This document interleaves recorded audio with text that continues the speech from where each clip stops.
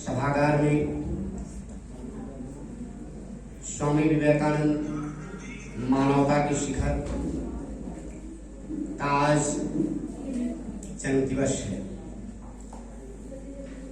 कार्यक्रम की अध्यक्षता कर रहे युवा अधिकारी श्री पत्या पांडे जी, विद्यालय के प्रधानाचार्य व सम्मानित शिक्षकगण और भारत के भविष्य, भारत को नई ऊंचाइयों पर ले जाने वाले हमारे छात्र व युवा साथी, सभी को स्वामी जी के जन्म दिवस पर सत सत नमन है।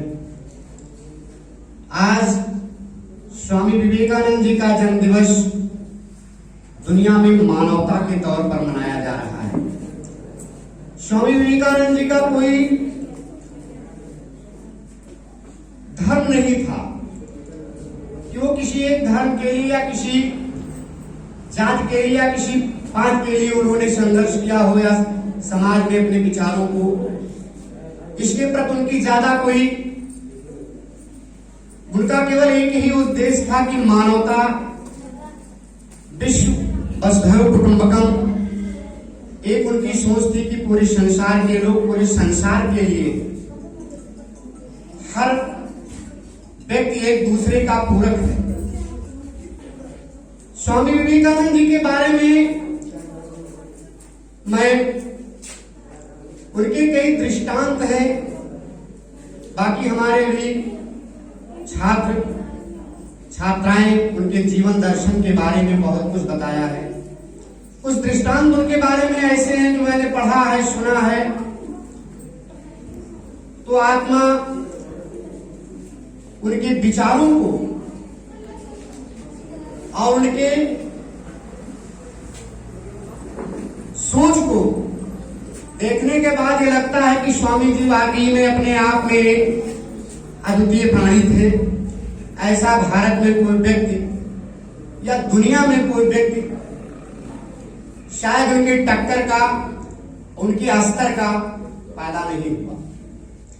स्वामी विवेकानंद जी एक बार विदेश गए हुए थे और उनके लिए चाय पीने के लिए आई, तो विदेशों में लोग एक नए फैशन में चाय के नीचे एक प्लेट लगा के आती थी। विवेकानंद ने देखा कि जो है हमारे लिए भी आई है, तो उन्होंने चाय को उस प्लेट में उड़ेल के और पीना प्रारंभ किया। सामने बैठे हुए विदेशी सज्जन, उनके जो मेजबान थे, उन्होंने कहा कि बताइए स्वामी जी, आप कैसे, कहां और कितने पिछड़े क्षेत्र से आए हैं कि आप कप में चाय उड़ेल कर और पीते हैं, जबकि उसमें दिया गया है कि आप का हाथ न जले, इसके लिए आप उसमें एक सभ्यता के तहत। देखिए, जो विद्वान होता है, जो समाज को कुछ दे जाता है,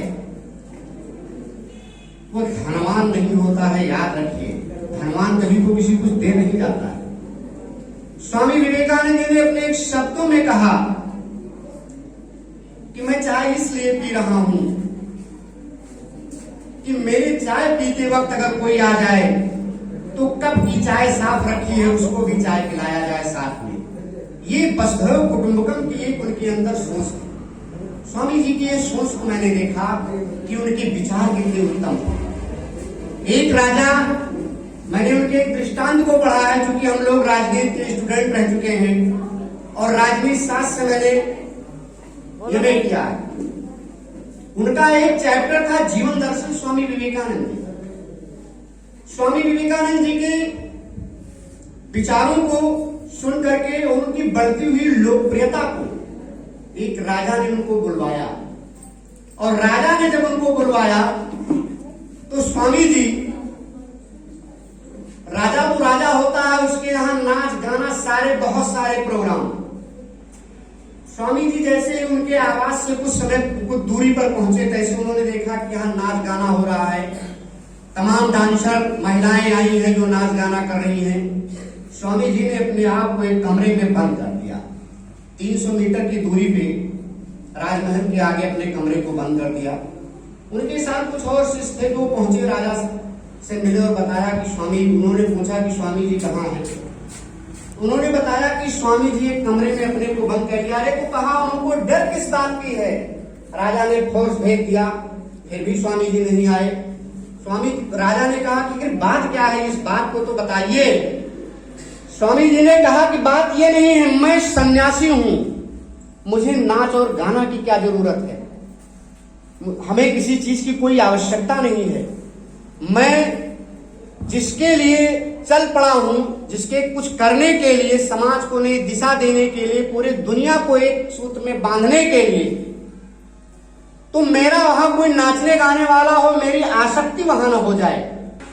और स्वामी जी आए और स्वामी जी के चरणों में राजा साष्टांग प्रणाम किया और स्वामी जी को तमाम सारे उपहार दिए। उन्होंने कहा हमें इसकी कोई जरूरत नहीं।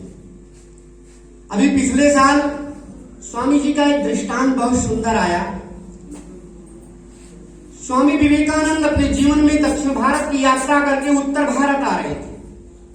बहुत मार्मिक चीज है, वो संत भी थे, याद रखिए, सन्यासी के साथ वो संत थे और बहुत ऊंचे संत थे, जिनका आज पूरी दुनिया में चर्चा हो रही है।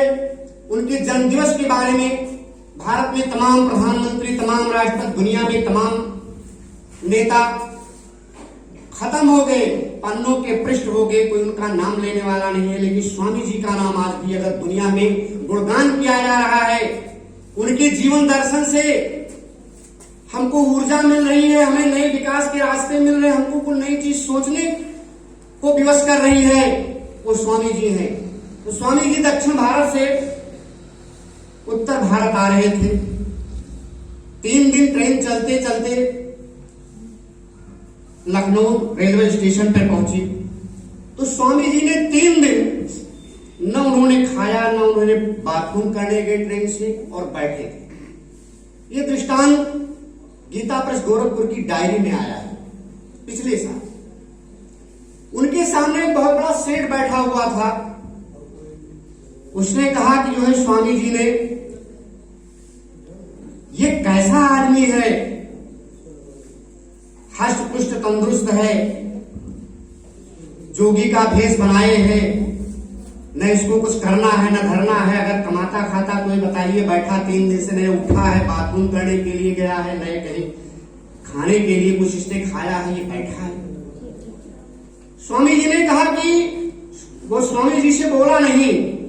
सेठ जी अपना सारे आइटम बांधे हुए थे, सामने वाली सीट पे पूरे परिवार समेत बैठे खाते रहे, लेकिन स्वामी जी से उन्होंने पूछा नहीं कि आप क्या खाएंगे। और स्वामी जी के विचारों के बारे में उल्टा बोलते थे, सोचते थे। स्वामी जी की जब गाड़ी मध्य प्रदेश में पहुंची तो लखनऊ में एक सेठ रहते थे जो खाना पानी बनाने, मतलब वो होटल चलाते थे। उनको रात में एक स्वप्न आया कि सुबह 5 बजे एक सन्यासी आ रहा है जिसने 3 दिन से भोजन नहीं किया है, उसके लिए खाना पानी ले जा करके आप बैठिए। और स्वामी जी का चित्र उस सेठ के सामने आ गया चेहरे पर। फिर सुबह 5 बजे उनको स्वप्न आया कि ट्रेन लखनऊ पहुंचने को है और वो सन्यासी 3 दिन से खाए हुए नहीं है, इसकी व्यवस्था आपको खान पान की करना है। सेठ अपने परिवारों समेत उठा और उसने कहा कि अरे ये कौन सी बात है जो 3 बार हमको जो है स्वप्न आया है, सन्यासी का चेहरा भी आया है। खैर, स्वप्न में उन्होंने देखा कि ईश्वर की प्रेरणा थी। उन्होंने बहुत सारे खाना बनाने के बाद और वो 4 बाग रेलवे स्टेशन पर लखनऊ पहुंच गए और उन्होंने स्टेशन पर दक्षिण की तरफ वो जो प्लेटफॉर्म था उधर वो गए तो उन्होंने स्वामी जी के चेहरे को देखते ही पहचान गए और चरणों में वो गिर गए। और संजोग से वो सेठ भी उसी जगह अपना दंड कमंडल और पूरे परिवार को उतारने के बाद वो बैठ गया। तब तक वो पहुंचे और उन्होंने बताया कि स्वामी जी हम आपके लिए खाद्यान्न की सामग्री और पानी ये सब लेकर के आए हैं। स्वामी जी ने कहा कि न तुम हमारे नातेदार हो, न तुम हमारे रिश्तेदार हो, तुम कैसे लेकर के आए हो, क्या है भाई? उन्होंने कहा कि आपका जो है चेहरा रात में हमको 2 बार स्वप्न में आया। किसी शख्स ने बताया कि एक सन्यासी आ रहा है, उसका कपड़ा ऐसे है, वो इस टाइप का है, वो 3 दिन से भूखा है, इसलिए हम उस स्वप्न के आधार पर भोजन लेकर के आए। स्वामी जी ने कहा कि ईश्वर परमात्मा के हम कितने बड़े ऋणी हैं कि मेरे रेलवे स्टेशन के पहुंचने के पहले पहले हमारे लिए इतनी बड़ी व्यवस्था। और उस सेठ ने कहा कि आपने 3 दिन से खाना नहीं खाया है, न पानी पिया है, न आप बाथरूम गए हैं, न कहीं गए, आप तो अपने सीट पे ही बैठे थे। फिर सेठ जी के उस अनुनय विनय को स्वामी जी ने स्वीकार करके थोड़ा बहुत उनसे जलपान किया। और वो सेठ जो सामने था उसने भी देखा, स्वामी जी के चरणों में गिर गया। कहा कि धन्य है प्रभु, मैं आपको समझ नहीं पाया, पूरे रास्ते हम आपके प्रति उल्टा सोचते रहे कि जो है ये इतने मोटे ताजे तंदुरुस्त हो, इसके बावजूद ये हाल है। तो स्वामी जी ने परिस्थितियों के बारे में भी बताया हमारे युवाओं को। स्वामी जी एक बार जा रहे थे, उनको कुछ बंदरों ने खेद लिया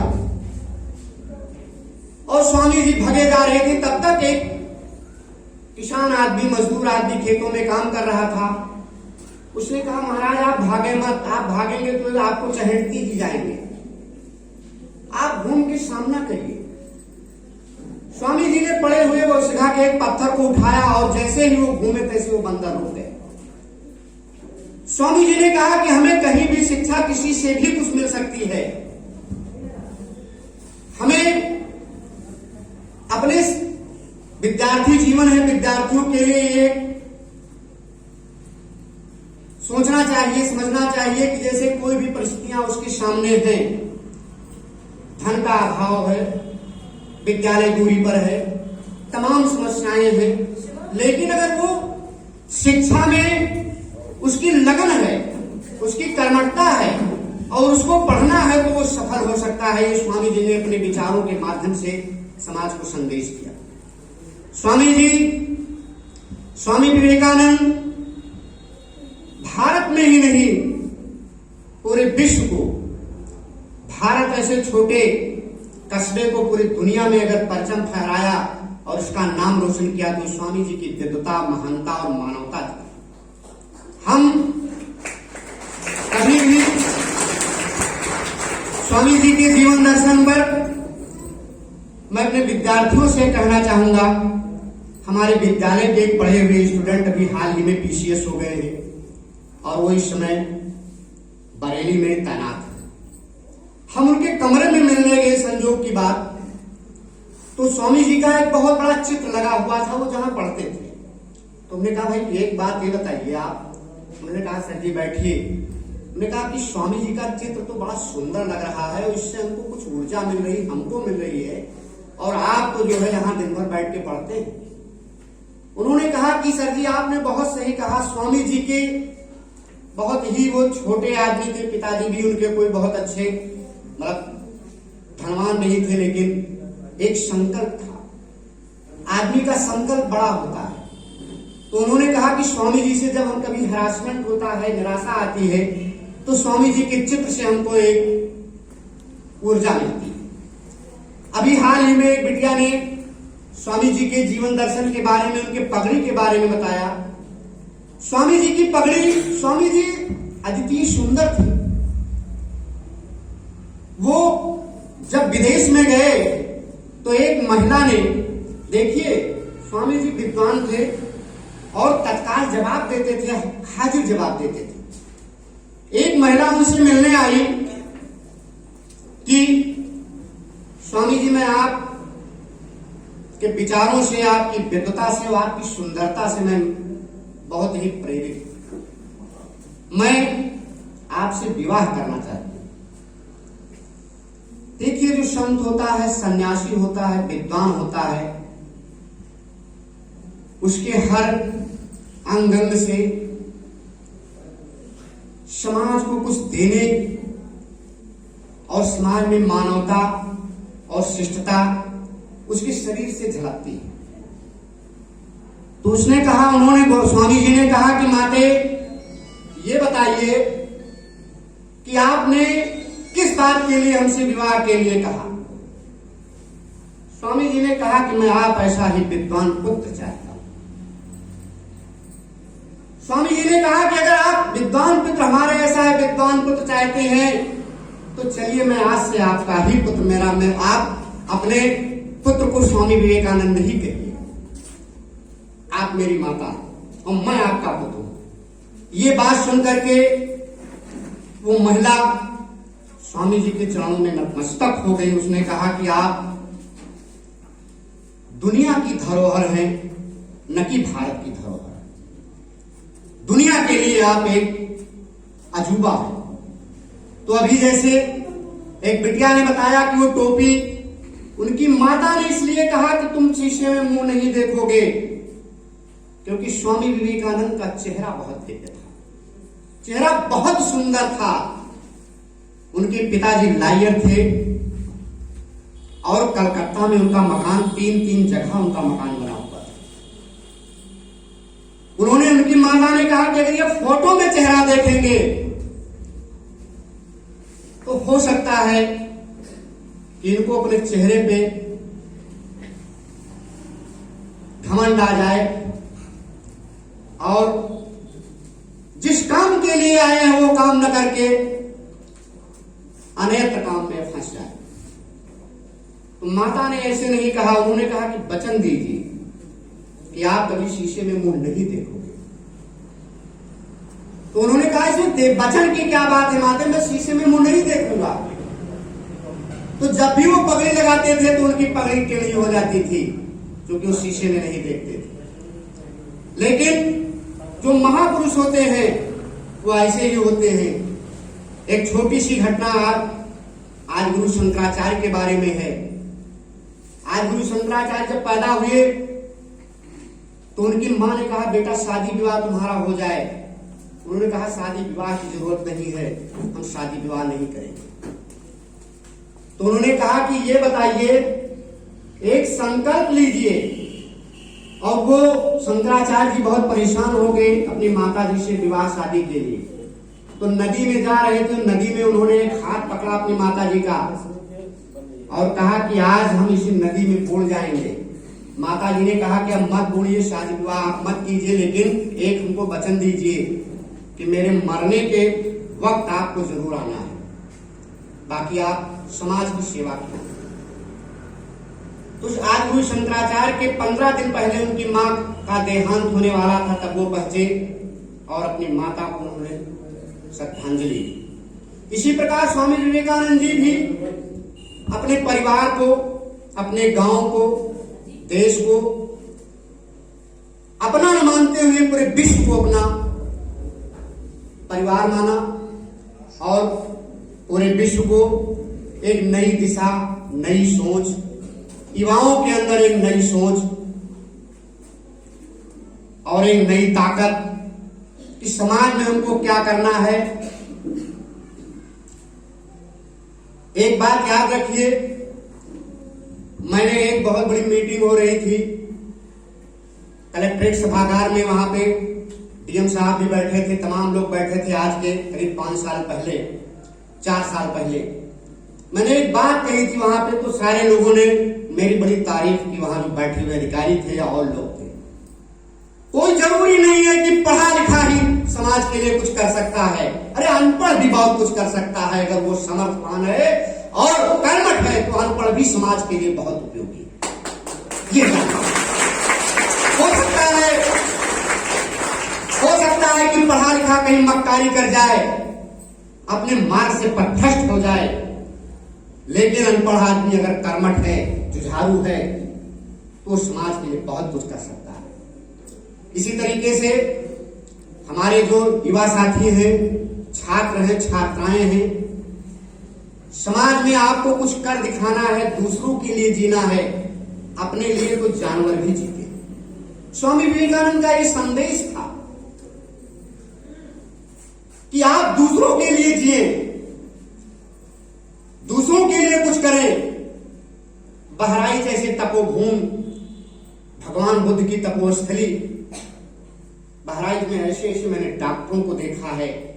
नए वर्ष पर मैंने उनको जाकर के उनसे मिले हैं और उनसे आशीर्वाद लिया है। डॉक्टर मेहता ऐसे लोग बहराइच में जो 20 रुपए में मरीज को देखते थे, ऐसे भी लोग बहराइच में बैठे जो 800 रुपए लेते हैं। भगवान बुद्ध की तपोभूमि, आप पढ़ लिख करके समाज के गरीब से गरीब, कमजोर से कमजोर उन लोगों को आपको मदद करना है जो समाज के लिए, जैसे किसी ने मान लीजिए सड़क बना दिया, तो इंजीनियर का भी कमाल नहीं, उस मजदूर का भी कमाल है जिसने टोकरी से मिट्टी इस पे डाला है और उसको काटा है, वो भी वंदनीय है। ये स्वामी जी का संदेश था कि आप समाज में कोई भी व्यक्ति है, चाहे वो छोटा है चाहे बड़ा है, हमें एक चीज याद रखना चाहिए, हमारे विद्यार्थियों को, हमारे टीचरों को और हमारे यहाँ जो भी गुरुजन बैठे हुए हैं, हमें कि इस बात को कभी चिंतन करना चाहिए कि हमारा जन्म किस बात के लिए हुआ। स्वामी जी ने इस पे बहुत ज्यादा फोकस किया है कि हम किस बात के लिए पैदा हुए हैं। केवल धन कमाने के लिए पैदा हुए हैं, अपने परिवार को जिलाने के लिए पैदा हुए हैं। हमें इस पर चिंतन करना चाहिए कि अगर मेरा जन्म हुआ है तो समाज के उद्धार के लिए हुआ है, समाज के कल्याण के लिए हुआ है, समाज के विकास के लिए हुआ है। जन्म हमारा दूसरों के लिए हुआ है, न कि अपने लिए हुआ है। मनुष्य और जानवर में इतना ही फर्क है, मनुष्य कमा करके दूसरों को खिला सकता है, लेकिन जानवर अपने मुंह से चल सकता है, अपने बच्चे को नहीं खिला सकता है। प्रकृति और परमात्मा, धरा धरती और वसुंधरा में मनुष्य को जो उत्कृष्ट बनाया है, पूरी धरती खाली नहीं है जीव जंतुओं से, कीड़े मकोड़ों से। मनुष्य को उत्कृष्ट इसलिए बनाया है और मनुष्य के लिए सारी सुविधाएं दी हैं। याद रखिए, मनुष्य के लिए कपड़ा चाहिए, घर चाहिए, शादी चाहिए, विवाह चाहिए, गाड़ी चाहिए, घोड़ा चाहिए, बंगला चाहिए, सारी चीजें। लेकिन तमाम जीव जंतुओं को जो परमात्मा ने बनाया, इस कड़ाके की ठंड में भी उनको कपड़े की जरूरत नहीं है। जिस चिड़िया को चावल सीधे निकल जाती है, पेट में हजम हो जाता है, मनुष्य उस चावल को खाने के लिए पहले कुकर में पकाता है, तब खाता है, फिर भी नहीं पचता है। प्रकृति ने किसको कैसे कैसी ताकत दिया है, लेकिन आज मनुष्य तब भी अपने मार्गों से भटक गया है। स्वामी जी ने यही विशेष संदेश दिया कि किस बात के लिए तुमको जन्म दिया गया, धरती पर अवतरित हुए हो, किसके लिए अवतरित हुए हो, इस बात को मत भूलो। अभी हाल ही में